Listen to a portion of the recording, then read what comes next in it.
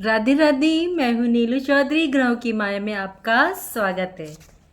आज बात करते हैं कर्क राशि। कर्क राशि भगवान शिव शंकर के सबसे निकट राशि मानी जाती है। इसका मुख्य कारण है कि चंद्रमा आपके अपनी राशि के अधिपति बनते हैं, स्वामी हैं, और भगवान शिव शंकर ने चंद्रमा को अपने मस्तक पर सुशोभित कर रखा है। कर्क राशि वह राशि बनती है भगवान शिव शंकर के मस्तक पर समाहित है। आपके जीवन में कर्क राशि वालों कुछ समस्या परेशानियां आ सकती हैं, लेकिन ऐसा नहीं हो सकता कि आपके जीवन में आपको कोई मुकाम हासिल ना हो। देखिए, अभी वर्तमान ग्रहों की जो स्थिति चल रही है, एकमात्र भगवान शिव की आराधना से, उनकी कृपा से हम अपने जीवन को बेहतर बना सकते हैं। चलिए जानते हैं कि कर्क राशि के लिए क्या है भगवान शिव का वरदान। यदि ग्रह स्थिति को आप अपनी ग्रह स्थिति को देखें, आपको शो हो रही होगी, तो केतु एक ऐसे ग्रह बनते हैं जो आपके तीसरे भाव में विराजमान है।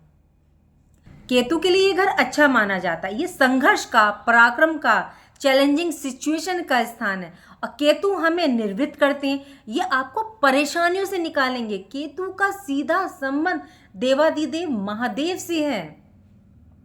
इसका कारण है जितने भी साधु, सन्यासी, महात्मा, नागा, साधु, सन्यासी, ये सब केतु के अंतर्गत आते हैं। और इस समय सबसे ज्यादा महात्मा, नागा, साधुगण सब भगवान भोले की आराधना में निहित रहते हैं। आप किसी भी भगवान के अनुयायी हो, चाहे भगवान शिव की आराधना करें, चाहे हनुमान जी की करें, चाहे आप माता पार्वती करें, माँ दुर्गा की करें, राम की करें, कृष्ण की करें, किसी की भी आप करते हैं, आप किसी भी देवी देवता के उपासक हों, लेकिन भगवान शंकर के बिना वो सब देवी देवता आपके सहाय नहीं हो सकते। देखिए, भगवान आप हनुमान जी को देखें, शिव के रुद्र अवतार हैं। माँ दुर्गा को देखें, पार्वती का अवतार है। आप राम को देखें तो राम ने तो स्वयं कहा कि जो भगवान शिव को नहीं पूजता वो मेरा प्रिय नहीं है। और उन्होंने कहा भी है कि जा पर कृपा ना करई पुरारी, तेना पाव पुनि भक्ति हमारी। अर्थात जिस पर भगवान शिव की कृपा नहीं होती वो मेरी भी कृपा का पात्र नहीं होता, उसको मेरी भी कृपा की प्राप्ति नहीं होती। भगवान भोले शंकर की कृपा के फलस्वरूप केतु के दुष्प्रभाव हमको नहीं प्राप्त होंगे। यदि हम शिव की पूजा करते हैं, साधु संतों की सेवा करते हैं, इस दौरान आपको कहीं भी दिख जाएं, आप उनकी सेवा करते हैं, तो आपको ये कष्ट केतु से रिलेटेड नहीं आएगा।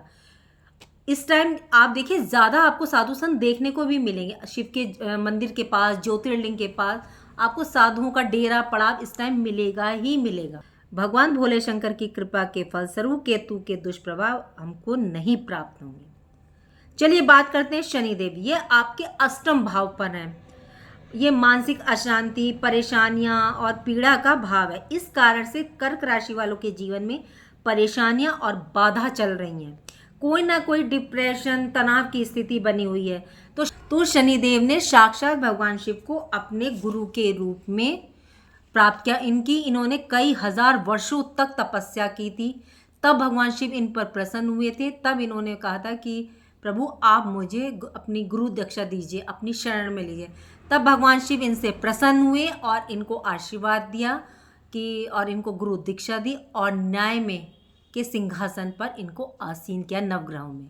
शनि की ढैया से अगर आपको मुक्त होना है तो शमी का पत्र भगवान शिव पर जरूर अर्पण कीजिएगा। ये बहुत ही सर्वोत्तम उपाय है। सावन मास आरंभ हो चुका है, 19 अगस्त तक रहने वाला है।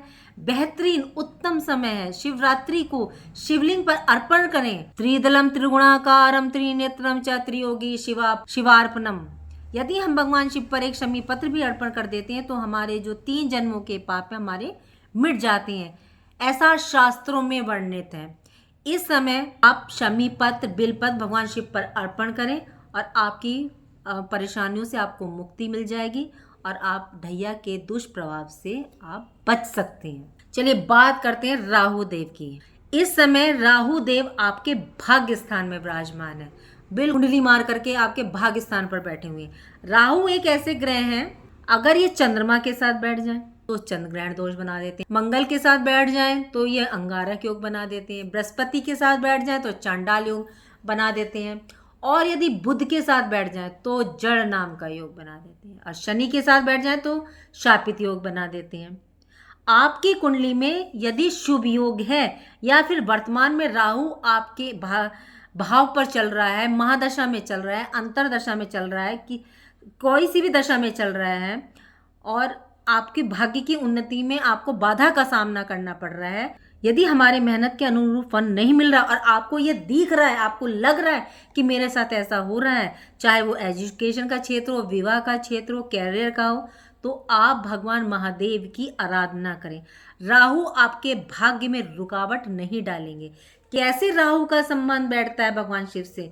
देखिए, जब समुद्र मंथन में नारायण ने मोहिनी रूप धारण किया था तो उन्होंने सभी देवी देवताओं को अमृत पान कराया था, तो उसमें एक असुर भी मौजूद था।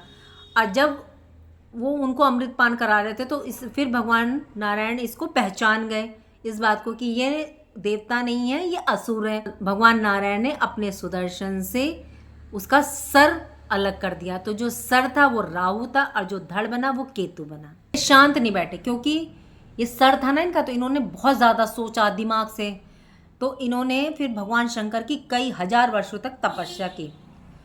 तो इनकी तपस्या से भगवान शिव प्रसन्न हुए, तो भगवान शिव ने इनको आशीर्वाद दिया कि ग्रह नक्षत्र में तुम्हारा स्थान होगा, तुम्हें छाया ग्रह के रूप में स्थान मिलेगा, मैं तुम्हें अपनी मुंडमाला में स्थान देता हूँ। तो भगवान शंकर ने अपनी मुंडमाला को जो धारण करते हैं उसमें राहुदेव को पिरो लिया और उन्हें अपने हृदय के पास इन्हें स्थान दिया। तो मुंडमाला जो होती है भगवान शंकर के गले में कब आती है? जब आती है जब भगवान शिव रुद्र का रूप धारण करते हैं। अगर यदि आप भगवान शंकर पर, उनके शिवलिंग पर अगर पुष्पों की माला समर्पित करते हैं, यदि आप इस समय, वो त्रयोदशी हो, प्रदोष हो, महाशिवरात्रि हो, सावन का सोमवार हो या सावन के बाद भी अगर आप ये वीडियो देख रहे हैं, तब भी यदि आप पुष्पों की माला भगवान शंकर को समर्पित करते हो तो राहु के दोषों से आपको मुक्ति मिलेगी। इनके दोषों के जो प्रभाव आप पे पड़ रहे हैं, भाग पे कुंडली मार के बैठे हुए, उससे आपको मुक्ति मिलेगी। करके देखिएगा, रिजल्ट है इस चीज़ का। अब आप पूछेंगे कौन से पुष्प? तो देखिए, शिव को तो आंकड़े का पुष्प पसंद है, मंदार के पुष्प पसंद है, अपराजिता का पुष्प भी पसंद है इनको। तो इसकी माला स्वयं अपने हाथों से बनाकर अब भगवान शिव को अर्पण करें, फिर देखिए कि आपके भाग्य के रास्ते खुल जाएंगे। कर्क राशि वाले, चलिए अब बात करते हैं देवगुरु बृहस्पति की। तो ये आपके लाभ भाव पर विराजमान है, मतलब आपके एकादश भाव में 11वें स्थान पर है। कोई आपकी विशेष कामना है, इच्छा है, तो वो पूरी हो सकती है। और कौन से नंबर की राशि में बैठे? सेकंड नंबर की राशि में बैठे। ये धन की राशि होती है, आर्थिक प्रगति आपको चाहिए, तो यही शुक्राचार्य एक ऐसे ग्रह हैं जो भगवान शिव शंकर के लिंग मार्ग से इनका जन्म हुआ, जिसके कारण ये शिव पुत्र भी हैं। धन की बात करें तो धन दिलवाएंगे, कैसे? भगवान शिव वह तो शमशान में रहते हैं, उनको भौतिक सुख संसाधनों से तो क्या लेना देना, क्या मतलब। तो भगवान शिव विरक्त है, लेकिन अपने भक्तों को वे सब कुछ देते हैं। उदाहरण आपने कुबेर भगवान का देखा, तो भगवान शिव आपको धन भी दिलवा सकते हैं। जब शिव ने एक चोर को धन कुबेर बनाया, तो वही धन कुबेर आपके लिए धन देंगे। आपने देखी ये कथा सुनी होगी कि एक व्यक्ति मंदिर में, शिवालय में, मतलब शिव के मंदिर में चोरी करने के लिए जाता है और वो रात का समय होता है। तो जब वो जाते हैं तो वहाँ अंधेरा होता है, बस एक छोटा सा दीपक जल रहा होता है शिवलिंग के पास में। तो उन्हें सामग्री नहीं दिख रही होती है चोरी करने के लिए, तो उन्होंने क्या करा, अपने वस्त्र को उतार के उन्होंने उस दीपक में उससे आग लगा ली कि इसकी रोशनी से मैं देख पाऊंगा कि मुझे यहाँ क्या सामग्री, मैं क्या ले जा सकता हूँ। तो इसी बात से हमारे भोले बाबा प्रसन्न हो गए कि इसने अपने वस्तुओं को निकाल कर इसने मुझे दीप दान दिया है। उसी समय भगवान ने कुबेर का पद प्रदान कर दिया। कुबेर का धन भी भगवान शंकर ही दिला सकते हैं। देखिए, बृहस्पति आपके लाभ भाव को सुशोभित कर रहे हैं कर्क राशि वालों। अगर उसके बाद भी आपको कोई दिक्कत है, परेशानी है, तो आप ये उपाय जरूर करें। गुरु को भगवान शिव ने अपनी जटाओं में अपनी मस्तक पर स्थान दिया, क्योंकि गुरु को ज्ञान का कारक माना जाता है। भगवान शिव ने ज्ञान गंगा को अपने शीर्ष पर जटाओं में धारण कर रखा है। कहा भी गया है कि गंगा जी का पावन जल जो शिव को अर्पण करता है, उसको अश्वमेध यज्ञ के बराबर फल मिलता है।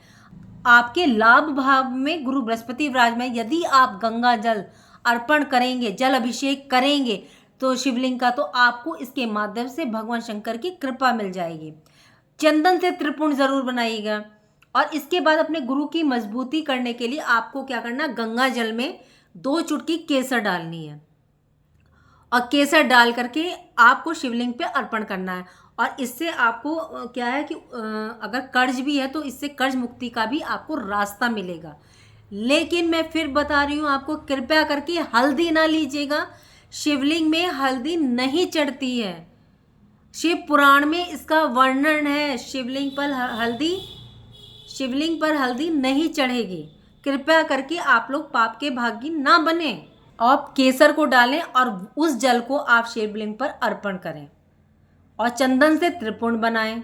तो इससे क्या होगा, आपका गुरु मजबूत होगा, आपके लाभ में सहायक रहेगा और आपको शिव कृपा भी प्राप्त होगी। देखिए, ये बहुत ही बेहतरीन और उत्तम समय चल रहा है, सावन का महीना। आप शिवलिंग पर जल अर्पित कीजिए, पुष्पों की माला उनको अर्पित कीजिए। कोई साधु संत मिल जाए उसकी सेवा कीजिए, गंगा जल में केसर डाल करके उनको कीजिए। इसमें कीजिए, अभी 19 अगस्त तक चलने वाला, और आगे कीजिए। इनकी मासिक शिवरात्रि आएगी, त्रयोदशी आएगी, प्रदोष आएगा। बहुत ही उत्तम दिन है भगवान शिव के लिए। और अगर आप सावन के बाद करना चाहते हैं, श्रावण मास के, तो उसके बाद भी आप सोमवार, प्रदोष, त्रयोदशी को कर सकते हैं, मासिक शिवरात्रि को कर सकते हैं। और फिर देखिएगा आपको कितना बेहतर उसका उत्तम रिजल्ट मिलेगा। उम्मीद है मैंने जो आपको समझाने का प्रयास किया वो आप सबको अच्छा लगा। और वीडियो आपको पसंद आई हो तो वीडियो को लाइक कीजिए, कमेंट बॉक्स में हर हर महादेव लिखिए और मेरे चैनल ग्रहों की माया को सब्सक्राइब कीजिए। राधे राधे, जय माँ बाबा, हर हर महादेव।